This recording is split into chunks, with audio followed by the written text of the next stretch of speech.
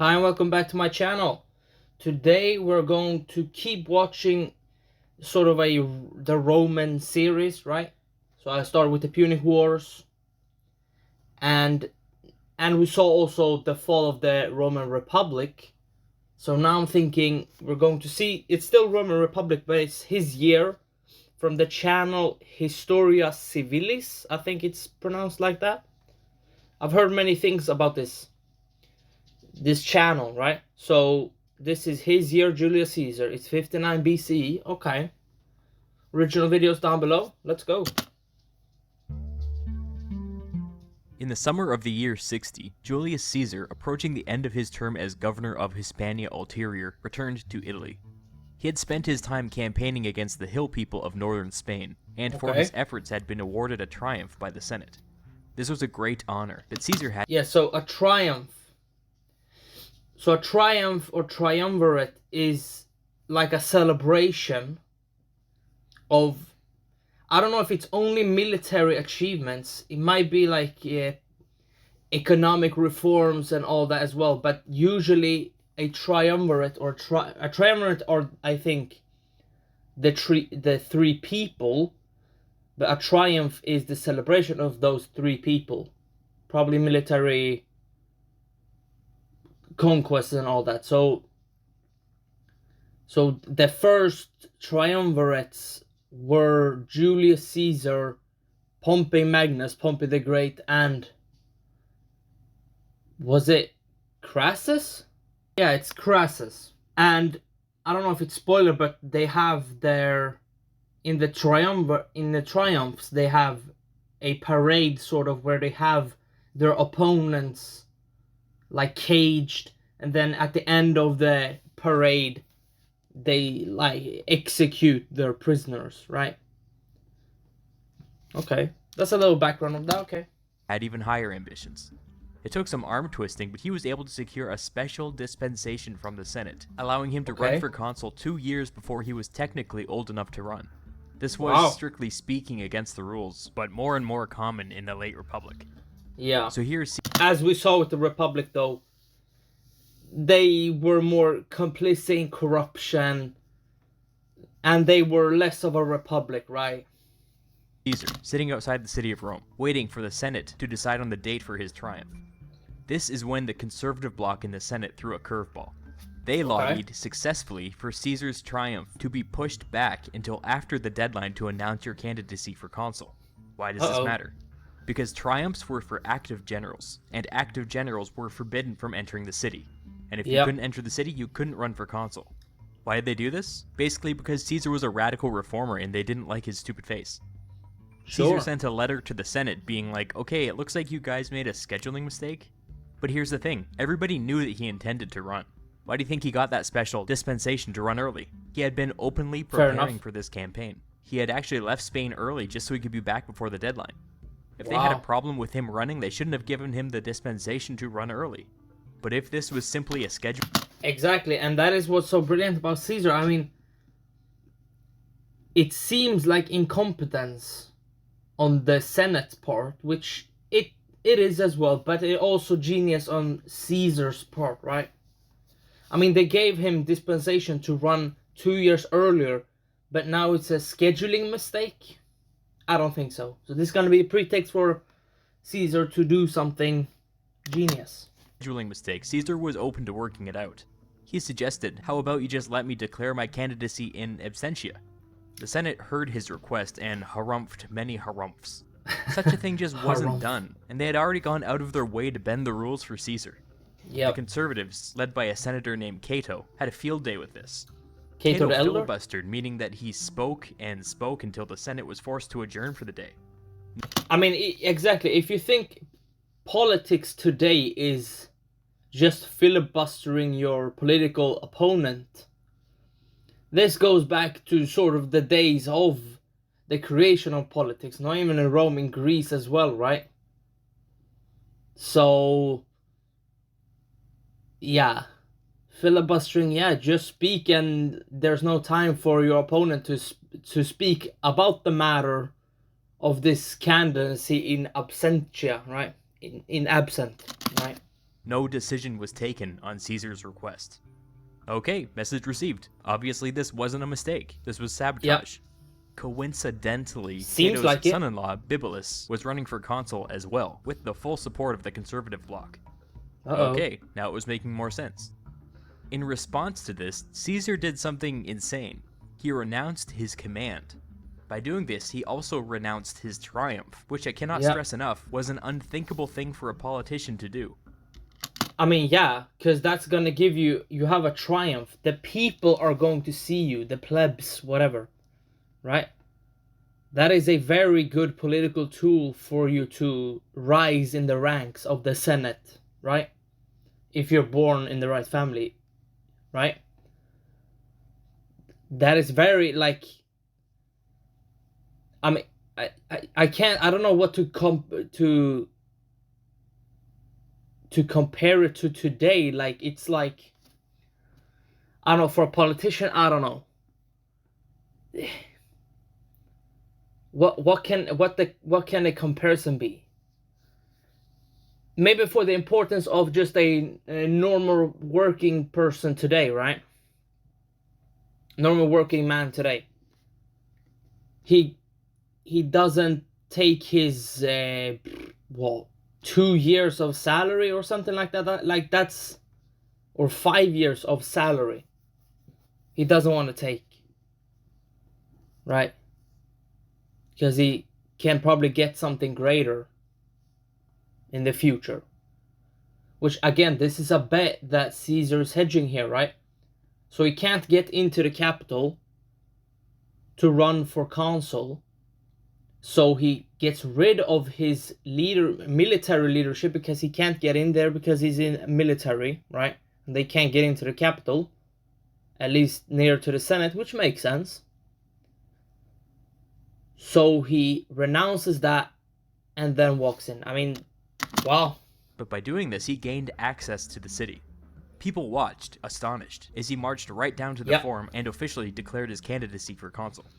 I mean, let's think about this as well. If the people who were just normal day citizens or people watching Caesar do this, I mean, they would have a lot of... they would probably back Caesar just because of this. Because in the eyes of the people, it's like, oh, he has served our military, which we are grateful for, so he has protected us. And he renounces that to then work politically in the futuring of Rome, right? So for Caesar, and on the look of the people, that's a win-win for Caesar, right? Nice. Caesar already had a strategy in place. He had arranged to run on a joint ticket with a man called Lucius. Since there were 2 consuls, this was sometimes done, but it was the exception rather than the norm. Caesar was a young and popular politician running as a reformer. Lucius was a wealthy, more moderate senator with no name recognition or, let's be honest, charisma. Lucius financed the campaign and paid the bribes, while Caesar made the speeches and rallied the people. Unlike Caesar, Lucius was by no means a radical. He was a close friend to Cicero, an extremely influential, slightly conservative but ultimately pragmatic senator.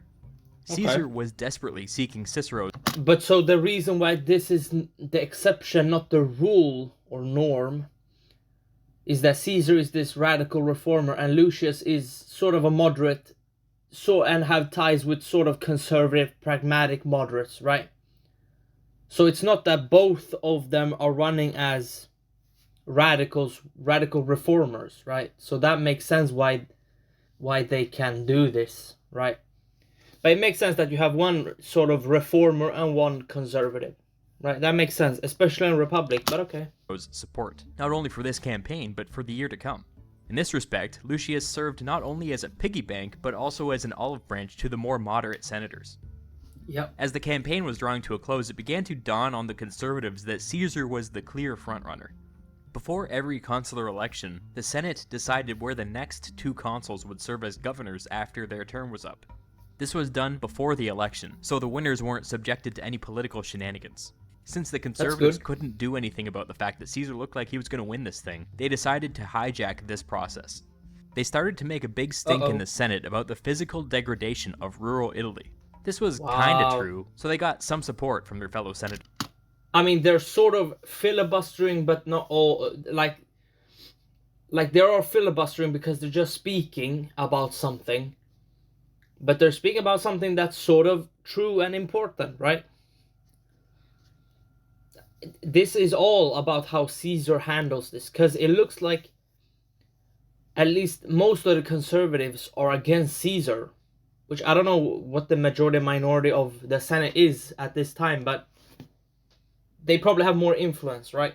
And there's a lot of corruption as well. Like Caesar's running mate pays for bribes, so that's already corruption there, but okay. As a solution, they proposed that instead of assigning a province to the next consuls, they should instead spend their time restoring the woodland and country lanes of Italy. Incredibly, the Senate fell for this. The motion passed. Probably To many bribes, outside but okay. observers, including Caesar, this was another act of sabotage. But Caesar was powerless to do anything about it. Yet. When election day rolled around, everyone kind of figured that Caesar was going to win. The real question became who else would serve as consul. It was a race for second place between Bibulus, Cato's conservative son-in-law, and Lucius, Caesar's uncharismatic ally. In the end, Bibulus won.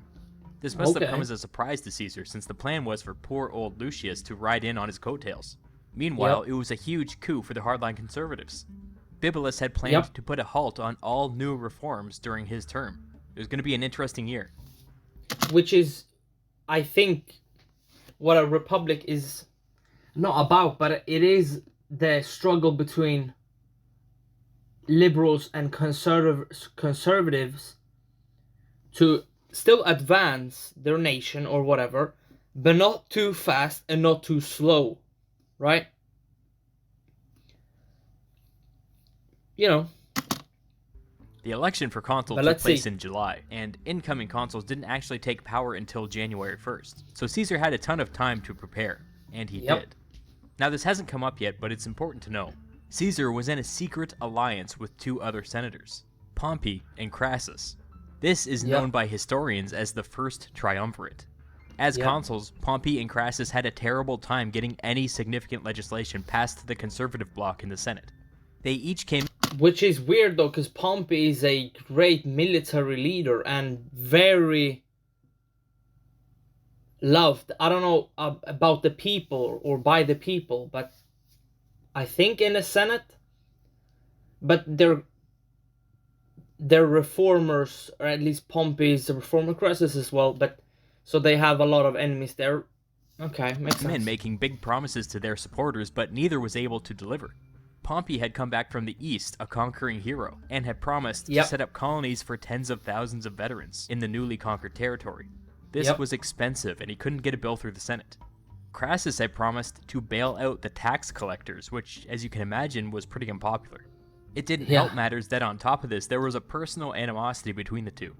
But who is bail out the tax collector, right? Like, who doesn't like that? Both of these things, what I'm getting is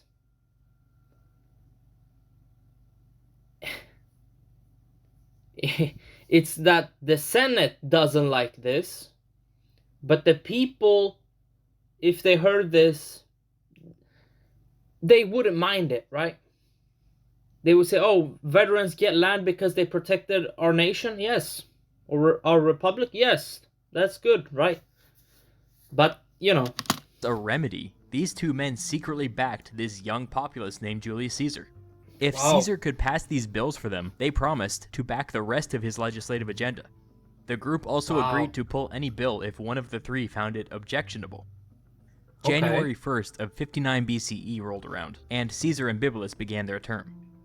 It was customary for the consul who got the most votes in the election to take the lead during the first month, with the second place consul taking the lead during the second month, swapping back and forth for the entire year. This act of taking the lead was called holding fasces. Caesar held fasces first. He immediately... So Caesar still got the majority of the votes, or more than Bibulus. I don't know if how much of that was bribe, probably more bribe than Cato gave, you know.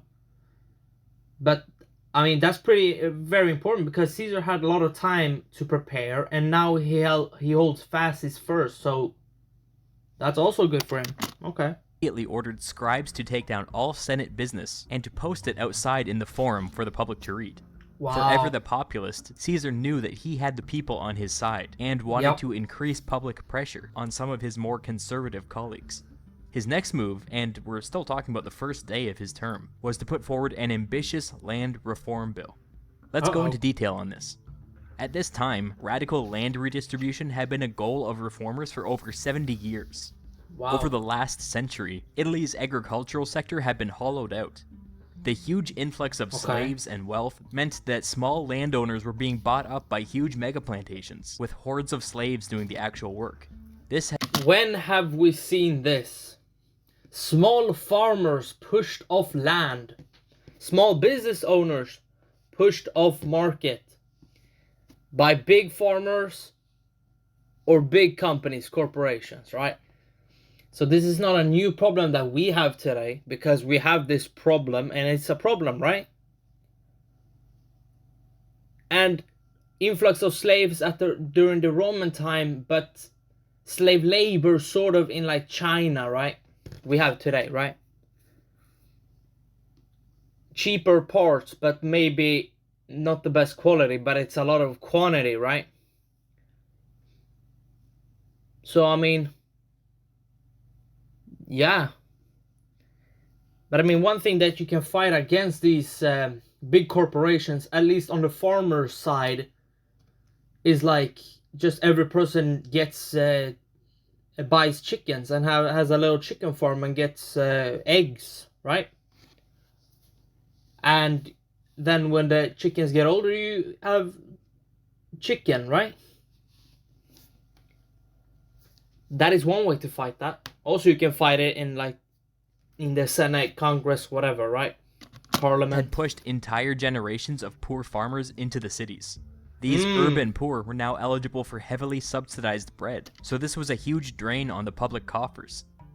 Exactly. We have this today as well, although there is a sort of movement, because in like the 1800s and early 1900s, people moved from like farms and small villages that was just scattered around the country to big cities, right? And then the cities are now full of people. Some are subsidized, right? By the tax then being being higher than it was before, and then everybody's just poorer, right? Even the poor, right? But I think we are seeing a sort of, not exodus, but people are moving away from big cities and going to smaller cities, right? Because you feel like you have more freedom and more say in what's around you, instead of you're living like in New York and you live in an apartment that costs millions of dollars or hundreds of thousands, right? To do what? To then just walk on the street, there's no trees, okay, there's a fake sort of forest, right? But like, yeah, it feels not inhumane, but it doesn't feel like there's humans there. It just feels like you're a robot, right? But okay. Over the decades, these mega plantations neglected their land, and much of it was just sitting there uncultivated. Domestic grain production dropped, while its demand continued to rise. This was a recipe for economic disaster, and the reformers had taken up the cause for generations, with some limited success. Caesar's first bill on his first day was meant to address this. He proposed that they set up a land commission, responsible for buying up land from willing mega plantations and redistributing it to the urban poor through a lottery. The expectation was that this would allow for thousands of urban poor to leave the city and set up small, profitable farms on previously unproductive land. In order to maximize the number of people affected, applicants were required to be married men with 3 or more kids. And as a friendly gesture to Pompey, veterans were also allowed to apply. That makes sense, because if the land is redistributed to just a man, with no who's not married, has no kids or wife, then he will have the land. But then when he passes away, the big corporations or landowners will just buy it again, right? And a veteran there, okay. So Caesar's playing the game, but he's still getting things that he thinks will make an impact. Okay. These new farmers were forbidden from selling their land for 20 years in order to prevent the mega plantations from just going around and buying it all up again. Many senators were concerned with the cost of this plan. As a concession to them, Caesar allowed for a region in central Italy called Campania to be exempted from the bill, since much of the land here was actually owned by the government and provided a steady source of income. I mean, this is maybe that hill is something where Caesar didn't want to die on now, right? Oh, because it's going to be expensive for the government to buy from the big corporation land and then just resell it for a lower price or give it away, right, to farmers or veterans, right? It's going to be expensive. So this is maybe having Campania exempt is a hill that he didn't want to die on for now. The land commission was to be made up of 20 prominent Romans, appointed by the consul, who would then be responsible for the land purchases. After some senators raised objections, Caesar added a line to the bill that barred himself from serving as a commissioner. Which makes sense, but again, okay, Caesar can't be the commissioner, but who was the one who picked the land commissioners? The consul. And who is the consul? Caesar. Thing is, before the public assembly could approve any bill, it had to be posted publicly for 24 days. Normally this wouldn't really matter, but Caesar had to hold fasces when the law went into effect. He needed the 20 men on the commission to be answerable to him. If the law went into effect when Bibulus held fasces, he could just stack the commission with a bunch of guys that would just reject every land sale. Caesar only had a few days to get this bill through the Senate if he wanted to get it passed by the public assembly before February. After the initial compromises were made, Caesar painstakingly went line by line and read the entire bill in front of the Senate, stopping after every sentence and asking if there were objections. And this is, again, Caesar is smart here, smart political move. He goes around to everyone and asks, have you any problems with this land reform? And if you say nothing or say no, then when he's speaking to all of the Senate, they can't object because they didn't object individually, right? Okay, that's smart. There were none. After he was done, debate opened up, and Cato rose to comment. He spoke about how it was a very fine bill, but this year was just a bad time to do any major land reform. And then he kept talking, and kept talking. The dude was filibustering the bill. Caesar was beside himself. He had held the Senate's hand through this entire process, made compromises left and right, and yet Cato was still trying to torpedo this bill for no specific reason. Caesar snapped. He ordered Cato arrested. He had the authority to do this as consul, but the Senate erupted into chaos. A bunch of... Exactly, but that's one problem though. Or it's not a problem, but when a republic or any political institution is not complacent, but complacent, just sitting there and thinking they are on top of the world, and then there is still a rule that the consul can seize a member of the Senate, even though they disagree with it, it's still legal, right? But again, here the Senate, who are going to later, spoiler, conspire against Caesar to then execute him, right? Or assassinate him. Here they have some sort of ground to say he's a dictator or is trying to be king, right? He's just seizing the Senate. He's imprisoning them, which a consul can do. But is it something you do, even though you disagree? Right? These are the nuances. Senators stormed out, with one telling Caesar to his face that he'd rather be in prison with Cato than in the Senate with Caesar. The whole thing was a major misstep. Not only did Caesar alienate the entire Senate by trampling on its prerogatives, but he gave ammunition to his enemies. This is when they started to call him a tyrant. Caesar backed down. He released Cato and adjourned the Senate for the day. It was obvious that Cato and his conservatives weren't going to play nice, so Caesar had to think creatively. He took to the streets. He posted the full text of the land bill in the forum for anybody to read, and simply proclaimed that the public assembly would vote in 24 days. He then went around and started to make a series of speeches promoting the... Which is not untrue, right? But again, Caesar has to hold fasces when their reform is being implemented, or the law is being implemented, right? But now he's going over the Senate directly to the people because he's a populist, sort of, right? He knows that the people, because it's a republic, right? So, the people have some say, right?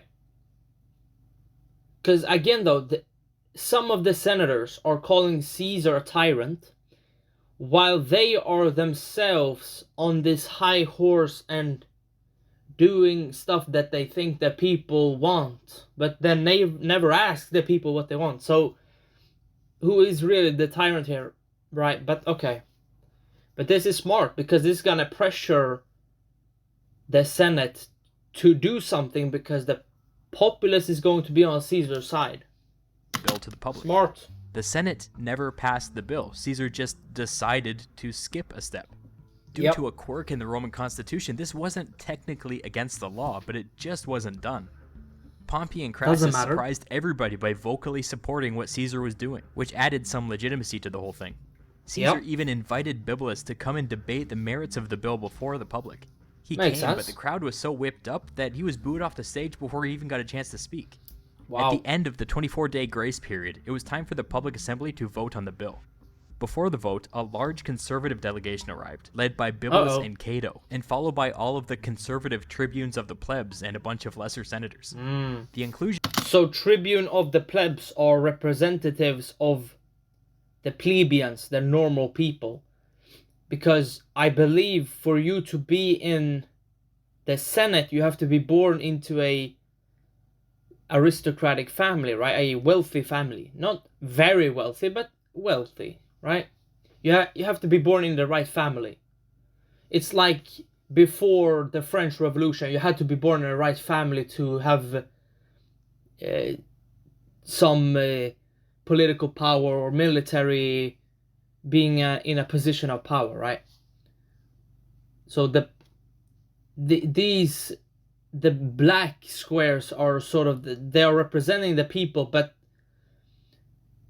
which people we don't know, right? The inclusion of the tribunes was significant because both they and the consuls had the power to veto the proceedings. They had come to do just that. Upon their arrival, the crowd flew into a frenzy. Bibulus was making his way towards the speaking platform when the crowd attacked him. His bodyguards were overpowered, and he was pulled into the crowd. Bibulus legitimately thought that he was about to be killed.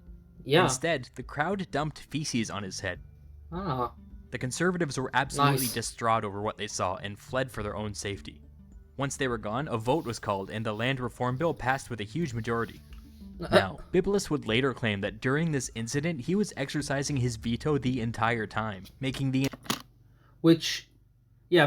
thing not real, like it never happened, right? But if you can't hear someone saying veto, then it didn't happen, right? So again, Caesar's opponents in the Senate use some illegal tricks to filibuster his land reforms and all that, right? But now Caesar is sort of playing the same game, right? But he's using the populace to do this instead of bribing high-ranking senators or whatnot, which he still does, but the entire vote illegal. Caesar would claim that the roar of the crowd was so loud that nobody could hear what anybody was saying. Exactly. You can decide for yourself who you believe. At last, Caesar finally got to appoint his commissioners, and look at that, top of the list, Pompey and Crassus. On February 1st, Bibulus held fasces. His first act was to call for a meeting of the Senate to officially condemn Caesar for his use of mob violence. At a minimum, he wanted the vote overturned, and there was even talk of stripping Caesar of his consulship. The speaking order in the Senate always went in order of prestige, and in this case the order turned out to be very significant. Bibulus held fasces, so he got to speak first. As the other sitting consul, Caesar spoke second, in his own defense. Then, consuls from the previous years got to speak, two of whom Okay. happened to be Pompey and Crassus. They both supported Caesar's actions and said that the vote was legal.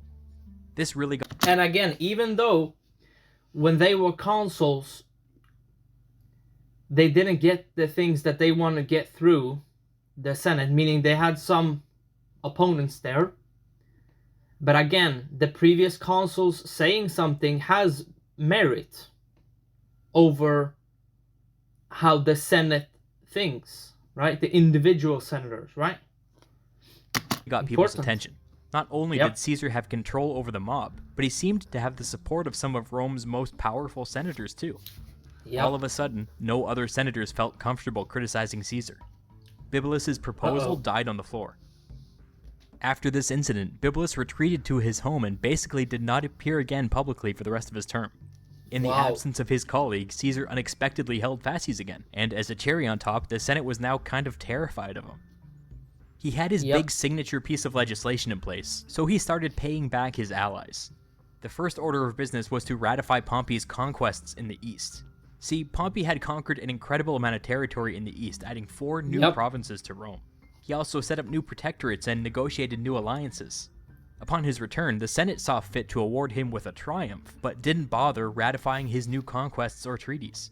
Even when Pompey himself was consul, he couldn't get his own conquests recognized by the Senate, which only shows you how broken this system was during this period.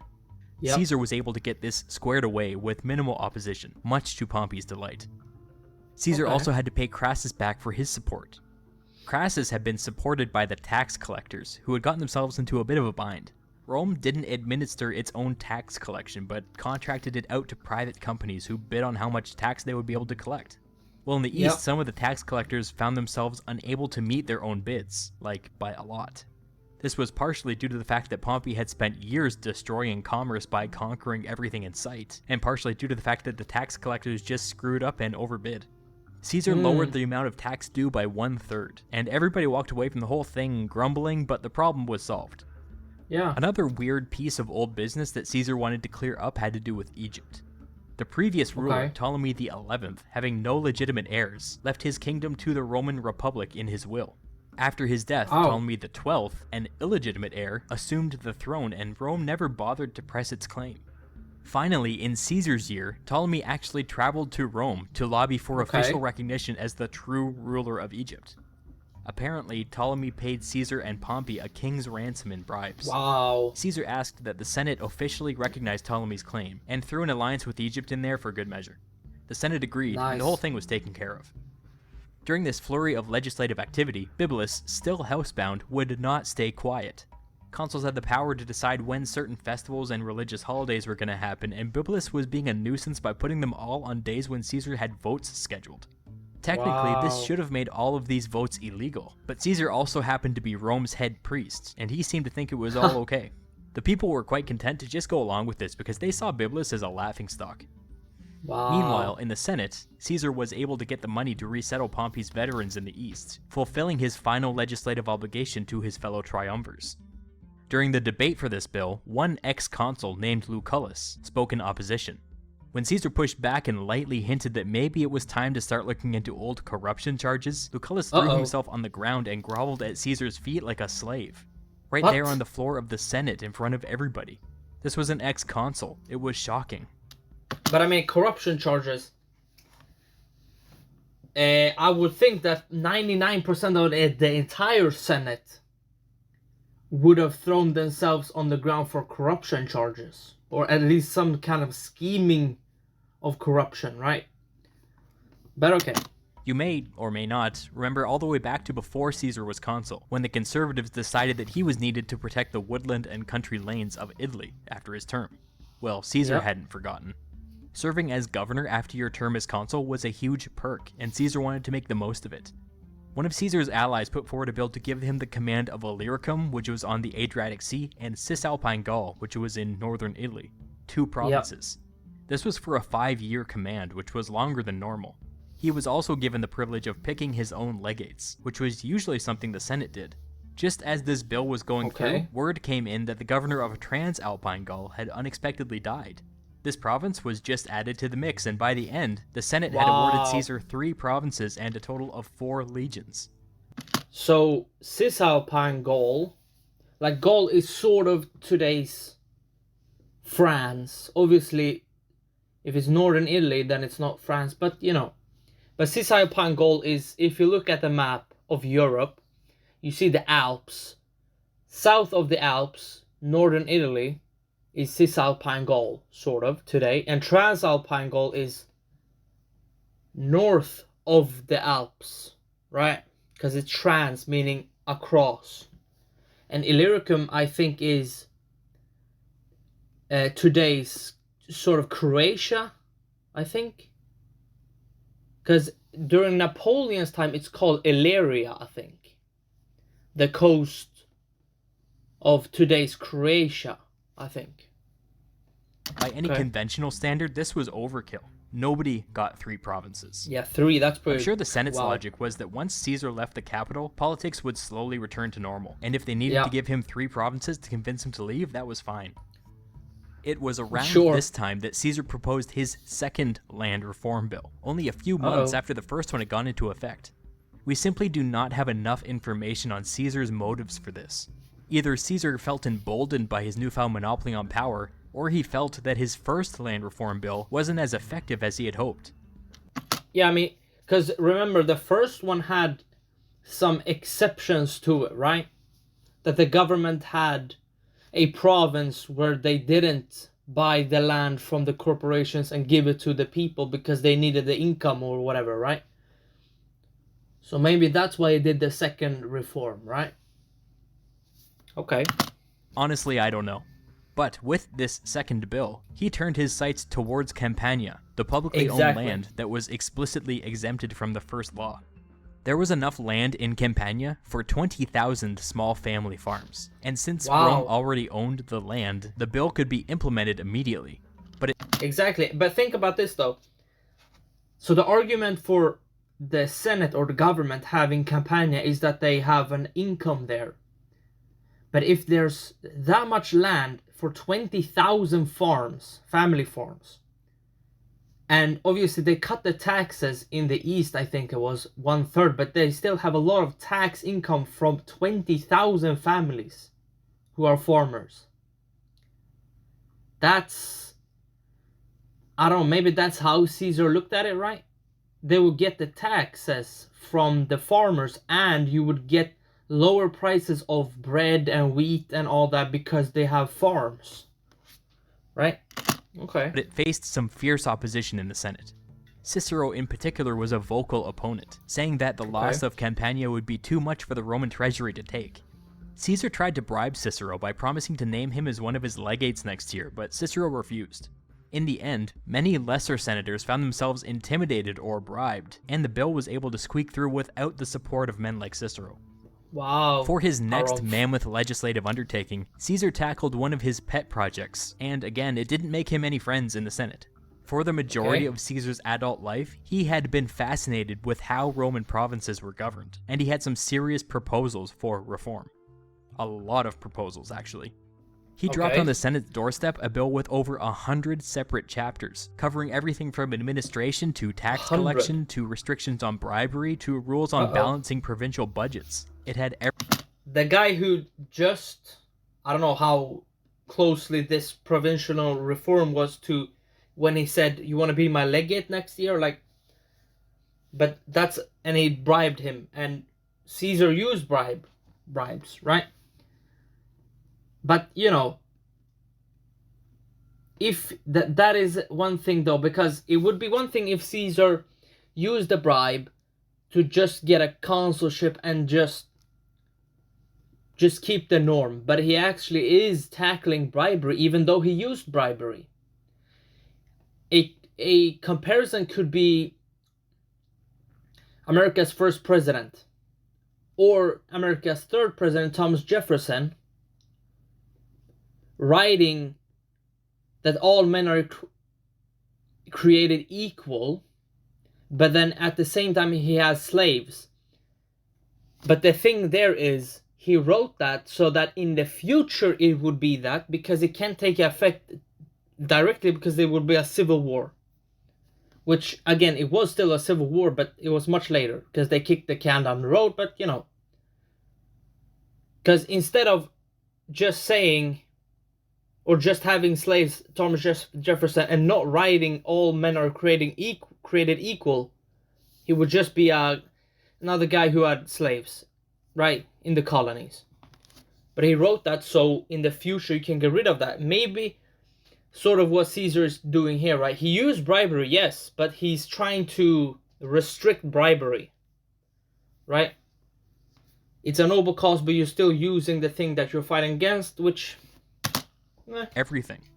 The conservative bloc in the Senate had devoted their careers to crusading against corruption, so they had a really hard time criticizing this bill. And, by the way, everybody agreed that these reforms were badly needed. The conservatives hated Caesar's guts, but they couldn't find any way to block this bill without looking like complete hypocrites. It passed easily, and these reforms remained in place relatively unchanged for centuries. We are approaching the end of Caesar's term as consul, but at some point in the autumn, something weird happened. We can't say with certainty what happened, but we have rumors. Listen to some of these stories and let's see if a pattern emerges. The first version we hear is this. A man named Vettius came before the Senate and claimed that a senator named Curio, one of Caesar's chief opponents, planned to murder Pompey. Another version, Vettius said that Curio planned to murder Pompey and Caesar. Another version, Vettius said that Curio and a man named Brutus, maybe you've heard of him, planned to murder Pompey and Caesar. And two Brutus? Another version, Vettius said that Curio and Brutus and Bibulus planned to murder Pompey and Caesar. Another version, Vettius said that Curio and Brutus and Bibulus and Cicero's son-in-law planned to murder Pompey and Caesar. Another version, Vettius said that Curio and Brutus and Bibulus and Cicero's son-in-law and Lucullus, that guy who had fallen before Caesar and begged like a slave, planned to murder Pompey and Caesar. You get the idea.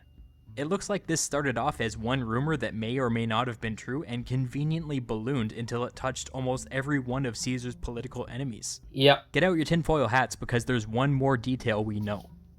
I mean, again, that could be true, right? Because we know Brutus is in the assassination of Caesar, but that's later, right? So, I mean, it could be true, but then ballooned, like he said. The next day, Vettius was found dead. Wow. So, see? So either Caesar used Vettius to just come up with random rumors, and then the rumors that Vettius was speaking about, they thought, oh, you're just speaking weird nonsense, we just need to kill you because you're just speaking ill of us, right? Or Vettius was correct about some parts of that, or the entire thing, because, you know, I don't know which senators and people was in the assassination of Caesar, but Brutus was there. I don't know. Yeah, I don't know which one, but okay. Either way, Vettius is dead. October rolled around and Caesar oversaw the selection of his successors. Bibulus inexplicably kept on pushing back the election date. The reformers ran their candidates, the conservatives ran their candidates, and in the end, the winners were Caesar's father-in-law and one of Pompey's old legates. Two reformers and two allies of Caesar. His legacy was now secure. Consuls officially handed over power on January 1st, and it was customary for them to give a farewell speech at the end of the year. Caesar gave his speech, it was normal, whatever, history doesn't remember it. Then, to everybody's surprise, there was Bibulus. The man hadn't been seen in public all year, and suddenly he wanted to deliver a speech. As he approached the speaking platform, a tribune of the plebs stepped forward. This tribune basically owed his entire career to Caesar. He invoked his veto, stopping Bibulus from giving his farewell speech, and stripping the poor man of his last shred of dignity. Caesar couldn't have asked for a better gift on his last day as consul. Exactly. Alright, that was amazing. Very informative. Very easy to follow. Wow, that was amazing. Alright, I'll see you in the next video. Bye.